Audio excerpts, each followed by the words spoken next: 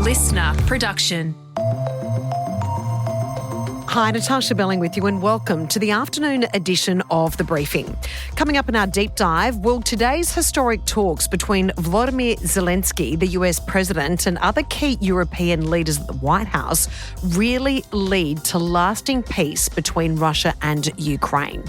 We unpack what an agreement may look like and ask whether Vladimir Putin has in fact played Donald Trump and will walk away from the Ukrainian invasion victorious. But first, let's check the afternoon headlines this Tuesday, the 19th of August. A 38-year-old mother is facing a number of child sex charges after she allegedly raped her son's friend at a sleepover on the central coast of New South Wales. Police allege the woman had sex with the 15-year-old in her bed while her son and his friends were asleep after they consumed vodka and pizza. The mother of two is fighting the charges with her legal team, arguing she did not know the boy was underage, although he was in the same class as her son. The data of 280,000 Australians has been compromised in another major data hack. Internet provider iiNet says an unknown third party accessed its order management system, exposing 280,000 email addresses and around 20,000 landline numbers.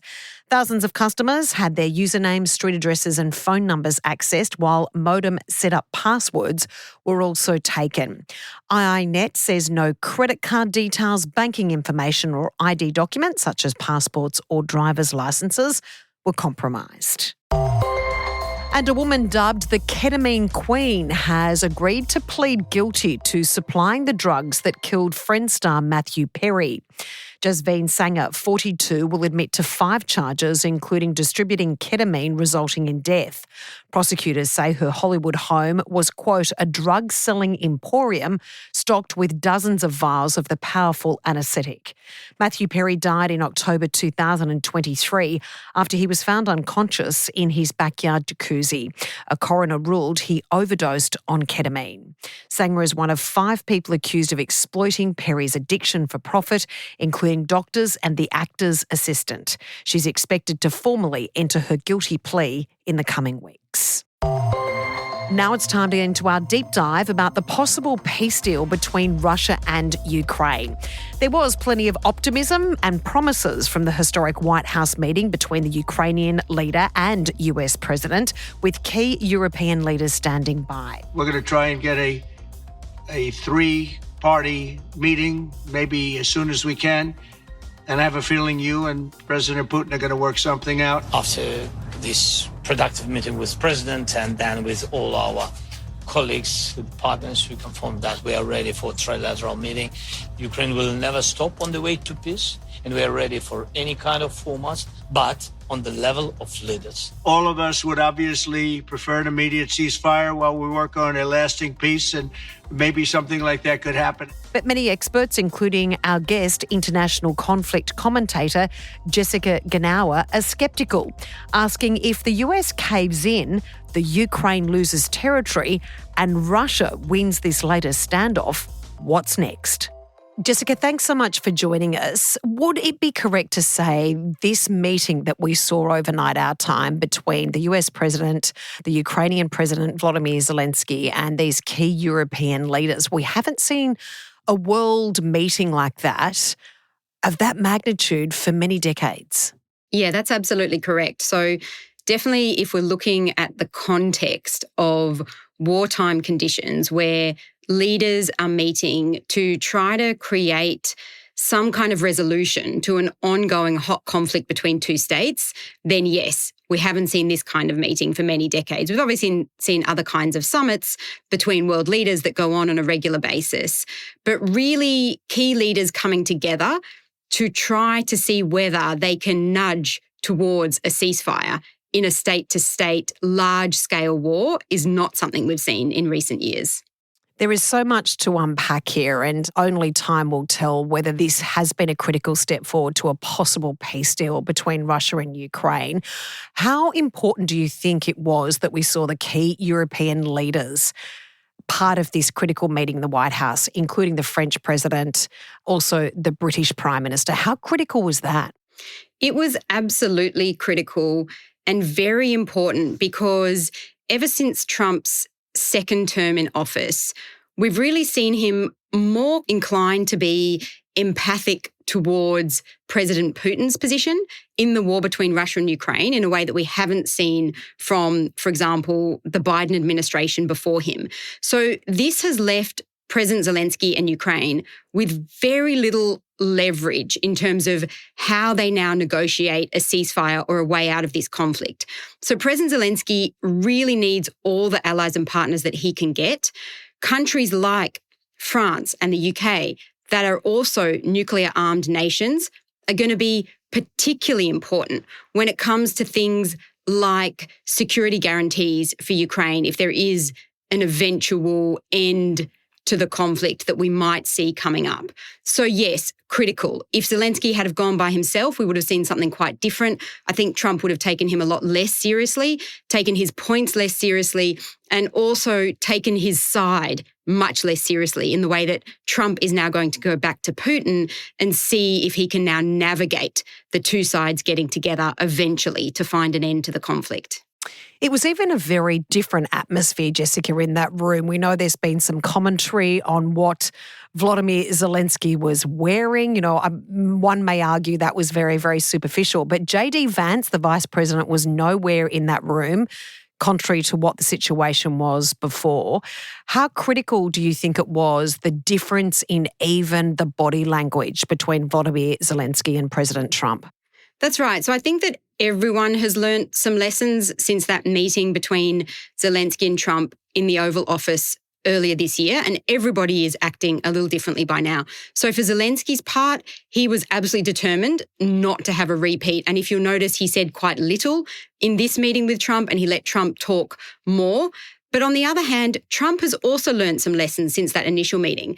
He's seen that President Putin doesn't feel as close a rapport with him as he seemed to think he had with President Putin. And I think he has become genuinely a bit frustrated with Putin's reticence to sort of go along with Trump's idea of creating some kind of a ceasefire or some kind of a deal. Putin has been very recalcitrant. He's been very slow. So Trump has also realised, and then he has been talking with European partners, and he has been influenced by their perspective as well. So, for example, the Finnish Prime Minister, the UK Prime Minister, the French President, etc.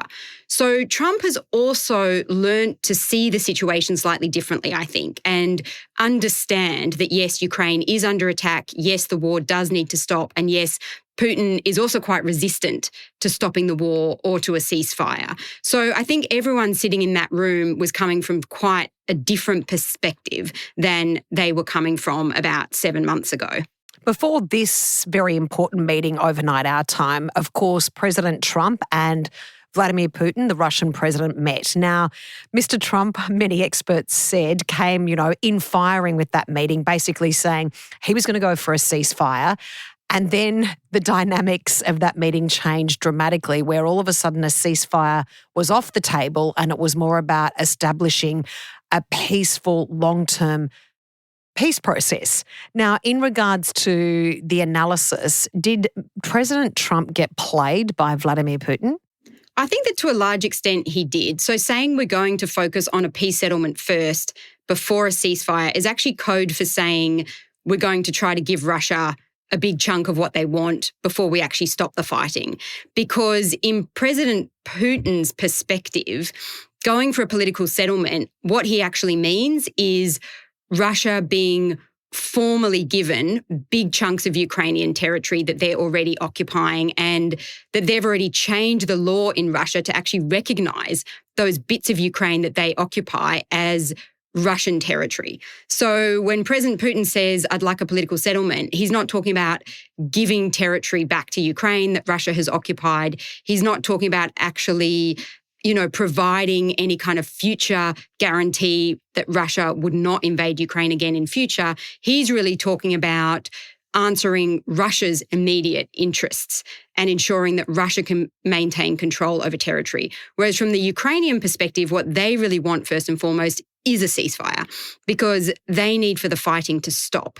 They don't want to formally give away any of their territories, and they would not be willing to, but they do need an end to the ongoing conflict, which really means daily bombardment of cities in Ukraine at very high cost. So that's really where the key line of division is. And after that meeting with Putin, it seemed like Trump had really gone all the way over to Putin's side, in that he'd completely dropped talking about a ceasefire, and now he was saying, we just need a political settlement first, which would ultimately be entirely in Putin's interests. So in regards to that, Jessica, and we've seen promises today of some type of meeting over the next couple of weeks between Zelensky and Vladimir Putin. Now, if that happens, that would be a great first step towards possible peace. But in regards to if Russia gets everything they want, they've won the war, haven't they? Their invasion proved to be the right way to go. Yeah, that's exactly right. So if Russia isn't really punished, I mean, of course, they've borne costs in terms of the financial losses and the loss in terms of lives ever since Russia's full-scale invasion of Ukraine. But if they ultimately end up being able to formally declare sovereignty over big chunks of Ukraine, currently it's up to almost 20% of Ukrainian territory that's occupied by Russia, that would not set a very good precedent in the international arena, in that it would suggest that if a bigger country with greater military capability invades another country and manages to hang on for long enough, they will be able to formally take big chunks of that other country's territory. So yes, you're absolutely correct. This would not be a good outcome for state sovereignty, for international law, and it would only be a good outcome for Russia, in that they would feel that they're not really paying a cost for this full-scale invasion of Ukraine. And there's always been the concern, of course, and that's why I think a lot of European leaders were there, that Russia will not stop at Ukraine. Jessica, to unpack what happened today, as I mentioned earlier, there was speculation even from President Trump quite recently that Ukraine and Russia were going to sit down or have some type of formal meeting to nut out what happens from here for a possible peace plan. Do you think that will happen? Well, what's interesting is that Trump has said that Putin has agreed to meet with Zelensky, and various other European leaders who were in the room have said that Putin agreed to meet with President Zelensky. But President Putin has not confirmed that. The Kremlin has not confirmed it. Russian government has not confirmed it. So we don't know at this stage. Like, I would be waiting to hear what President Putin says that he has agreed to. I think that from Putin's perspective, what's important to him in a domestic context is to look like he is not bowing to American pressure. So his whole narrative about Russia is that Russia is ultimately at war with the United States and with the West. Now, that's why President Putin hasn't looked at the relationship with Trump in the same way that Trump has looked at it. He doesn't look at it as a friendly, collegiate relationship between two political counterparts. He sees it as an antagonistic relationship between Russia and the US, who he sees locked into a kind of perpetual conflict and war, even though it's obviously not a hot war. So for Putin, it's going to be important that he doesn't look like he's just responding to Trump and the European leaders and bending to pressure and saying, oh yes, now I will meet with Zelensky. So I would say that if Putin ever does end up meeting with President Zelensky, it will be on his own time and at, a place of his choosing. So I think we're very unlikely to see it's going to happen in the short term as a result of the meeting between Zelensky and Trump.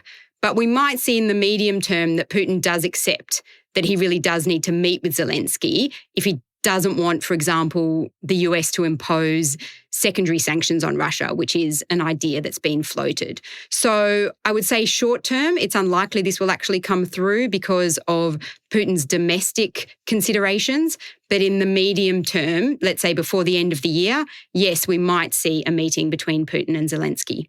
Let's hope we see some lasting peace plan. We appreciate you joining us. Thanks so much, Jessica. Thanks for having me on the program. That was international conflict expert from Flinders University, Jessica Genauer. And that's it for this episode of the afternoon edition of The Briefing.